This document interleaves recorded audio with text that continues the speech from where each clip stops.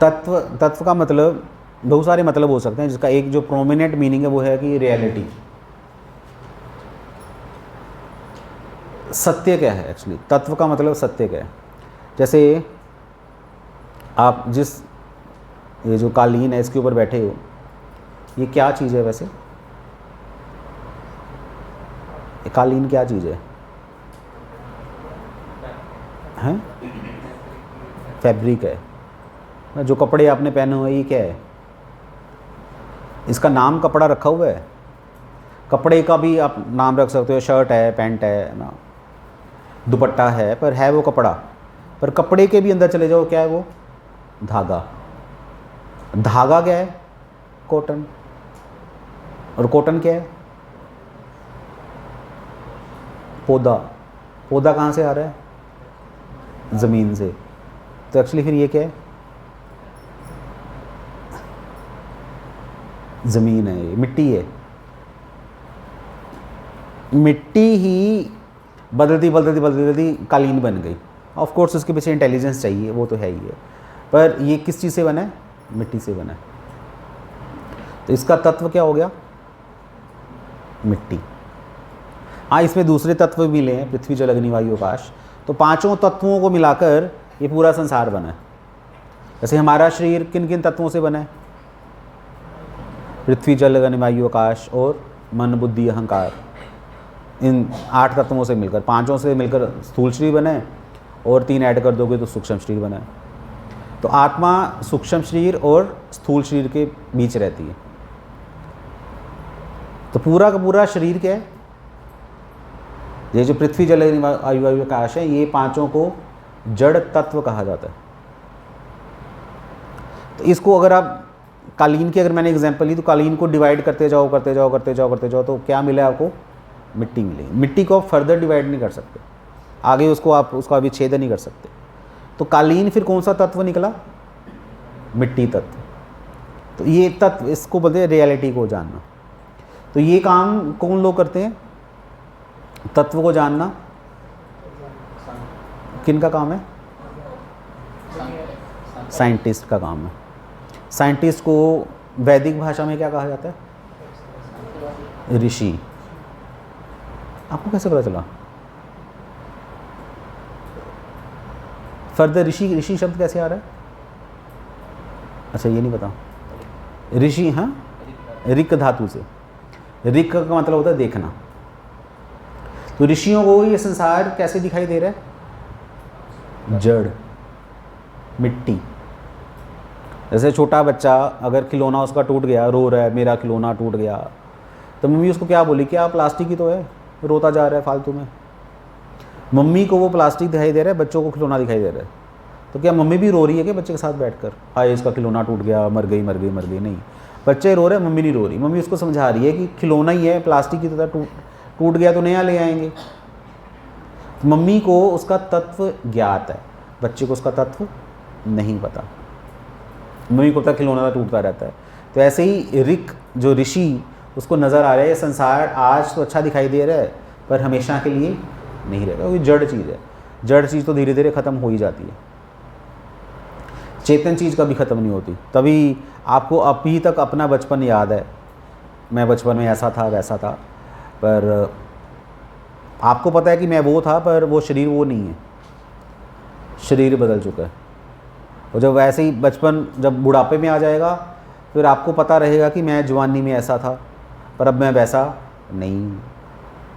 आपको सब कुछ याद है, आप नहीं बदले, पर आपका शरीर बदल चुका है। शरीर जड़ वस्तु है, इसलिए जड़ वस्तु खत्म हो जाती है, चेतन वस्तु कभी खत्म नहीं होती। तो ये संसार जड़ तत्व से बना हुआ है, और इस जड़ तत्व को चलाने वाला कौन है? चेतन तत्व, जो कृष्ण है, या उसको आत्मा कह सकते हैं। तो ये तत्व ऐसे ऋषि ऐसे एनालिसिस करते हैं। साइंटिस्ट भी जब इस संसार को देखते हैं, तो अगर आप क्वांटम के अकॉर्डिंगली जाओगे तो ये सारा संसार किस चीज़ से बना है? न्यूट्रॉन, प्रोटॉन, ना, इन चीज़ों से बना है। और भी बहुत सारी स्टडीज़ हैं, वो कह रहे हैं कि स्ट्रिंग से बना है सारा संसार। रिसेंट जो स्ट्रिंग थ्योरी आई है, तो ठीक है। तो हमारे ऋषि मुनि कहते हैं कि ये संसार किससे बना है? मिट्टी से, पंच तत्वों से बना है, पृथ्वी जल अग्नि वायु आकाश। ऐसे जब हम कृष्ण तत्व की बात करते हैं तो reality, everything about Krishna, Krishna क्या है, कृष्ण क्यों है, कृष्ण कृष्ण ही क्यों है, तो वो तत्व में आ जाता है। तो श्री कृष्ण कह रहे हैं कि जन्म कर्म च मे दिव्यम एवं यो वेति तत्वतः, जो मेरा जन्म और मेरा कर्म तत्व से जान लेता है, उसकी रियलिटी जान लेता है। रियलिटी क्या है? भगवान इस संसार में जन्म लेते हैं या नहीं लेते? लेते हैं या नहीं लेते? नहीं लेते। तो फिर जन्माष्टमी क्या है? अवतरित होते हैं। भगवान श्री कृष्ण जन्म लेते हैं पर वो हमारी तरह जन्म नहीं लेते। अब भागवतम पढ़ो, भागवतम में भगवान कृष्ण का जब जन्म हुआ था तो उनके 4 हाथ थे, उन्होंने पीताम्बर पहना हुआ था, आभूषण पहने हुए थे, शंख चक्र गदा पद्म पकड़े हुए थे। ये भगवान विष्णु का जन्म ऐसा हुआ है। पर इस संसार में हम देखते हैं कि जब किसी बच्चे का जन्म होता है तो उसके कितने हाथ होते हैं? 2 हाथ होते हैं। उसने कितने कपड़े पहने होते हैं? होता ही नहीं है कपड़ा। और ऐसा वैसा कुछ नहीं, नॉर्मल बच्चा तो ऐसे ही। एक्चुअली जब बच्चा पैदा होता है तो जैसे नाली गटर खुलता है जैसे, वैसा ही उसका जन्म होता है। बस पूरा अंदर का सारी गंदगी मदर के पेट से सारी बाहर निकलती है। और तो डॉक्टर्स ऐसा कहते हैं कि तब अगर वो तो चलो मदर बेहोश होती है आजकल, पर पूरी अगर आप वहाँ खड़े होगे तो बेहोश होकर गिर जाओगे, इतनी गंदी बदबू आती है। वो नाली में जैसे अगर बिल्ली का बच्चा गिर जाए तो कैसा लगता है? सुंदर लगता है? वैसे ही है, छोटे बच्चे बिल्ली के बच्चे इधर ही होते हैं। तो चलो ह्यूमंस का बच्चा थोड़ा सा बड़ा होता है, पर वो नाली तो नाली है। वो भगवान का जन्म ऐसे नहीं होता, भगवान प्रकट होते हैं। और जब भगवान का मरण, अगर भगवान के मरण की बात करते हो तो भगवान कैसे मरे थे? कृष्ण भगवान ऐसा कहते हैं कि शिकारी ने तीर मारा था भगवान के पैर के ऊपर और भगवान मर गए, ख़त्म हो गया। तो ये बताओ कि आज तक किसी के पैर पर तीर लगने से कोई मरा है क्या? पैर पर तीर लगा है, चलो तीर लगने की बात दूर है, पैर लोगों का कट जाए तब भी लोग नहीं मरते। पैर के पूरी टांगी काट दो तब भी नहीं मरते। मैं तत्व बता रहा हूँ। तो अगर भागवतम पढ़ोगे तो भागवतम में जब शिकारी ने तीर मारा तो वहाँ पर ऐसा वैसा कुछ वर्णन नहीं आ रहा। उस श्लोकों के सीक्वेंस में देखोगे कि शिकारी ने आकर वहाँ पर तीर निकाला और भगवान के खून निकल रहा था, ऐसा वैसा कुछ था ही नहीं। शिकारी आया वहाँ पर, भगवान से कह रहा है कि आई एम सॉरी, मुझे लगा कि शायद ये हिरन की आँख है तो मैंने हिरन की आँख को देखकर तीर लगाया था। तो भगवान कह रहे हैं कि चलो कोई प्रॉब्लम नहीं है, ये तो मैंने ही ऐसी प्लानिंग की थी, तो मेरी ही इच्छा से तुम यहाँ पर आए हो और तीर मारा है, क्योंकि मैं ऐसे जाना चाहता था। एक्चुअली तुम पिछले जन्म में क्या थे? बाली थे, तो मैंने भी तुम्हें छुप कर मारा था, तो इसलिए वो हिसाब किताब पूरा करने के लिए मैंने भी तुमसे ऐसे तीर लगवाया कि तुम मुझे छुप के मारो। तो ठीक हो गया, उसमें भगवान चले गए। पर वहाँ पर आचार्य कमेंट करते हैं कि भगवान कृष्ण जब बैठे हुए थे पेड़ पर, शाम को बैठे हुए थे, वो जो टाइम था, दोपहर को क्या हो रहा था वहाँ पर पता है? क्या हो रहा? युद्ध हो रहा था वहाँ पर।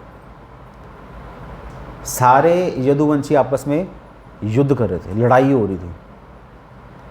और उस युद्ध के मैदान में शिकारी किसको ढूंढ रहा है? हिरन को। तो मुझे ये बताओ, युद्ध के मैदान में हिरन कहाँ से आ गया?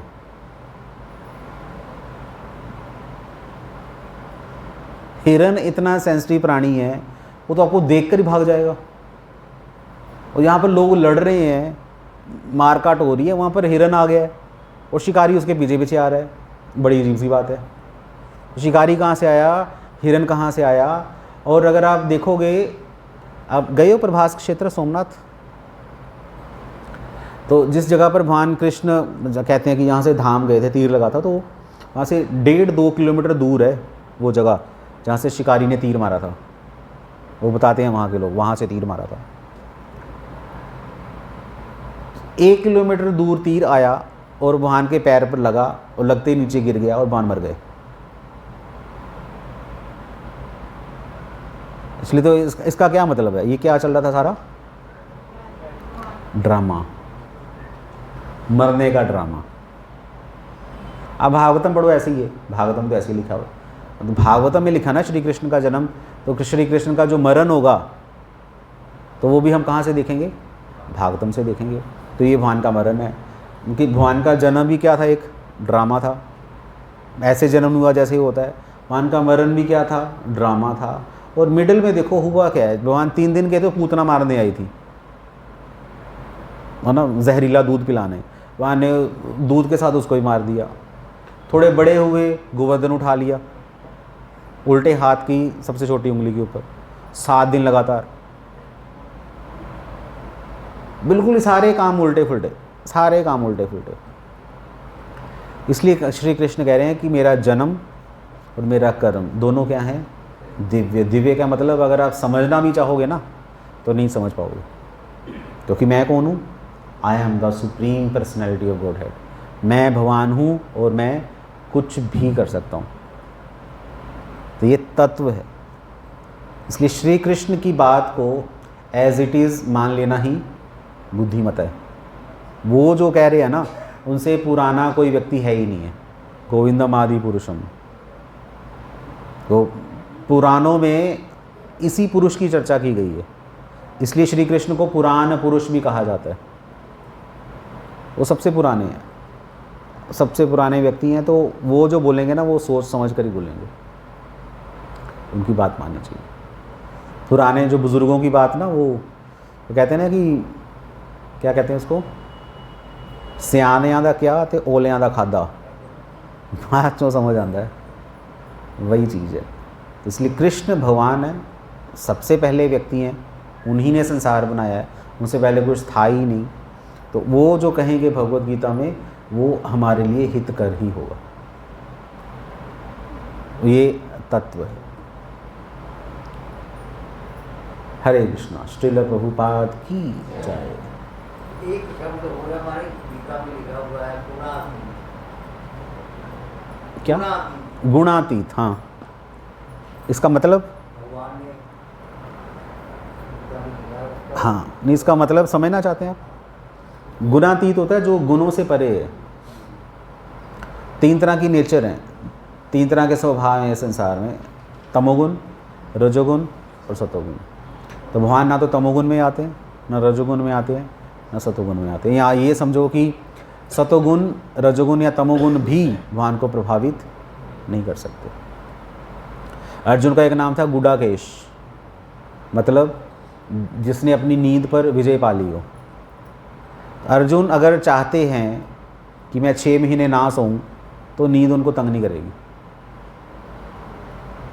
नींद पर विजय पाई हुई है उन्होंने, इसलिए उनका नाम गुडाकेश है। तो ऐसे ही 3 गुण भगवान को तंग नहीं करते। जैसे कमल कीचड़ में खिलता है, पर कीचड़ कमल को स्पर्श नहीं कर पाता, परे रहता है। तो ऐसे श्री कृष्ण संसार में आते हैं।